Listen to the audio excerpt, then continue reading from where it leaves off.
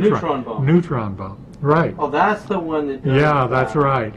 The neutron radiation. That, at any rate, this causes the cars and everything else to stop, but humans operate perfectly well. It's the inverse. But unfortunately, I knew that as this develops, I can basically cross any frontier I want, and they can't send helicopters after me, airplanes after me, tanks after me. I can make them all stop at quite a decent distance. Oh my God, that's amazing. But he's saying, actually off camera, he said, if you were being chased by military tanks and helicopters, this device is very simple. I don't personally know how to build it, but it's highly, highly classified as a weapon because it's apparently very simple to make. It's dangerously simple. And if you pointed at a tank, an airplane, they would just all melt and fall out of the sky. So we know we have this weapon. It's probably our greatest secret in the arsenal of our military. And so when you see these stories of fireballs coming out of the sky, in fact, this happened to me. I was filming my new film, Quantum Communication, in Sedona, Arizona, and Cloud Swanson had just arrived from MIT. He's an MIT physicist. And as he's getting his briefcase right over his shoulder, I see this psychedelic fireball coming down over Sedona. And it didn't make a sound when it hit. And it turns out the days before that, there was another fireball that came down over Flagstaff. And a father and a son saw the thing hit the ground, didn't make a sound when it hit the ground. And then, 2 days later, I saw some strange lights outside of my window, and I took some pictures on my digital camera and blew them up, and sure enough, it was a UFO. So when I see things like that, I can't think that meteors are all just coming down over Sedona. I mean, the odds of the randomness of that are just illogical. I know, I'm very, very aware of the weapon we have. So the crash retrieval process, the process of retrieving saucers, it's very, very clear that we have been able to get them and actually work on them. And one of the things Boyd told me, and some of this videotape is really long, so I'm not going to show it here. It's going to be in a new documentary I'm working on. He goes into this lengthy conversation about all of him and his buddies who, have worked at Area 51 and acknowledges Bob Lazar. And he basically says it's an underfunded program. The research, a lot of money went into reverse engineering UFO technology, and we can produce anti-gravity, yes. But he starts to talk about the materials that the craft are made of on the periodic table of elements are materials we don't even know how to manufacture ourselves. We don't even know how to do it. But I've been able to get enough information from Boyd Bushman and my presentation in the last year to build a set of blueprints and get confirmation on my design actually from 2 different sources. And you're about to see those. And it's so conclusively clear when I reveal my greatest secret to you that these blueprints are not just kind of random sketches, that we could actually build this thing and see if it flies. I gave, several years ago, 4 years ago, a set of my blueprints to a very, very high-level university in the United States, which I cannot name. And they took it to one of the top labs in Europe, particle physics research labs, and they apparently gave me play-by-play reports. They built my saucer, and it flew through the roof and blew a hole in the ceiling, very similar to the John Searle's first story. And it flew. And then they eventually built another one, which they controlled. And I didn't know whether to believe the story. I mean, I was getting emails, and I was talking to an agent who actually was chasing men in black suits. And here I am in a black suit. Being chased by, was it me? It wasn't me, because I wouldn't be here today telling you the truth. But, so now we're going to go inside of the craft. And, Boyd had first told us something very, very simple.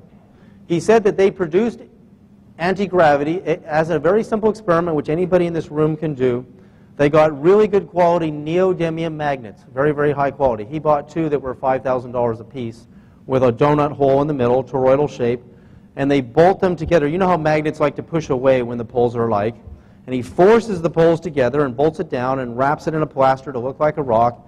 He drops it off a 60-some-odd foot tower at Lockheed, revisiting Galileo, and a hammer and a nail would both fall at the same speed, because that's what gravity does.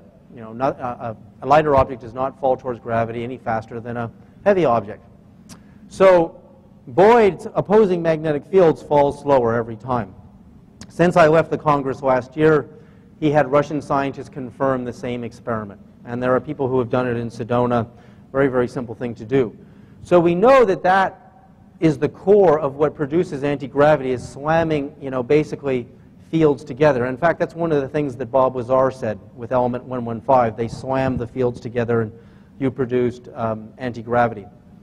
Well, then Boyd showed, last year you saw it, photographs of winged aircraft where they lowered these huge electromagnets. I mean, they were so heavy, at no plane in the world could fly, and they were literally producing anti-gravity in these classified aircraft. So F-117s that don't make any noise, giant triangular craft, which is what Lockheed builds, not making any noise, are using this system. However, the system they're using is forcing miniature nuclear-powered energy into electromagnets, which are very simple. You can just use neodymium or iron and wrap some wire around them and force a lot of energy into them, was what we were using to produce the anti-gravity. So you would get a lot of radioactivity. In fact, it was interesting because Santiago Yatria was telling me that the footage you saw last year of the guy in Texas with the little dog in the yard and the UFO came really close and it affected the videotape, that the little dog apparently died or got sick a few days later, and so did the family, from radiation. And the tape was damaged from radiation. That was in Texas. Lockheed Martin is in Texas. The Cash Landrum incident was also in Texas. Radiation burns. Lockheed Martin's all over Texas. And this may shock you, but Boyd Bushman actually told me the Stephenville UFO, the big black triangle now, go back to the incident. How many people know Stephenville? Okay, almost everybody. Was being escorted by Lockheed fighter jets. And you now are aware that we have this weapon. Do you really believe that if we thought that was an alien craft and we were flying F-16s or F-22s anywhere near it, that we wouldn't shoot it down with our beam weapon? Why didn't we? Because it belongs to Lockheed Martin. And if you notice, all of Lockheed Martin's aircraft, their advanced ones, are all black triangles. And now this may sound crazy if you go to the Phoenix Lights incident. It was a mile-wide triangle, and maybe Stephenville as well, and we'd like to think that's extraterrestrial. But when the triangle over the Phoenix Lights stopped in front of Phoenix in South Mountain, Goodyear, Arizona is right underground, right underneath the craft, and Lockheed Martin is right there. So I believe it's possible the Phoenix Lights UFO actually came from Tooele, Utah, which is where Boyd Bushman says the new Area 51 is, just north of the northern part of the state of Arizona, which is where the first witnesses saw the Phoenix Lights craft. So we've seen enough craft, but when I knew about the opposing magnetic fields, and I also demonstrated how I believe in crop circles, there are blueprints that reveal something very, very similar. Barbara Lamb showed you the clockwise, counterclockwise weaves in the grass, and we know there's clockwise, counterclockwise fields in opposing field magnets.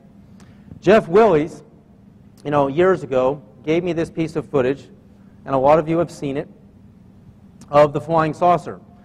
May 24th, 2003, and May 24th, 2005, left and right. And I took it into my editing bay, and I noticed, because it's interlaced video, two video frames interlaced like a comb, and it's handheld, two of the frames kind of went jagged on each other, and I saw this double impression. And when I blew it up, if you look at the lower image on the lower left, it's like a ghost. You're seeing through the black dome of the UFO right on the top, and you're seeing into the core of the flying saucer. And this is what it looks like inside, only in a few frames. I know what that means. I know what I'm looking at there. I'm looking at a concave-shaped Tesla coil. You can see the sunlight shining off of the edge of it right there. But you can't see the outer skin of the UFO. You're seeing into the inside. And that is because of the X-rays and the ultraviolet energy coming from the powerful magnetic drives in the center of the craft are giving you a picture of the inside, just in a few video frames.